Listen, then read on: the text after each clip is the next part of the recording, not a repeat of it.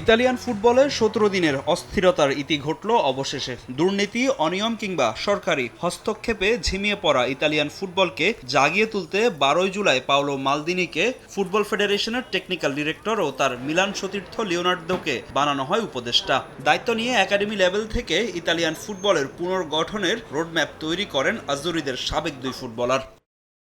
তবে এক কোচ ইস্যুতেই বদলে যায় সব হিসেব নিকেশ।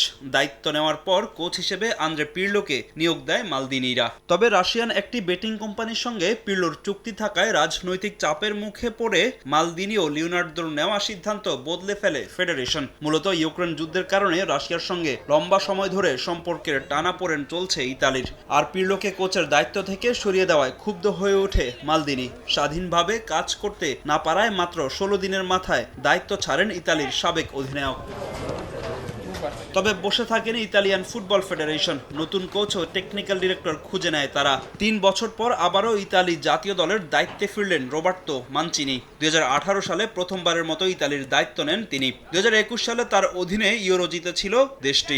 এই কোচের অধীনে টানা ৩৭ ম্যাচ অপরাজিত থাকার রেকর্ড গড়ে ৪ বারের বিশ্ব চ্যাম্পিয়নরা। ২০২৪ সালে ইতালির দায়িত্ব ছেড়ে বিপুল অর্থের বিনিময়ে সৌদি আরবের কোচ হন মানচিনি। এরপর কাতারের আল সাদের হয়েও কোচিংয়ের দায়িত্ব নেন তিনি।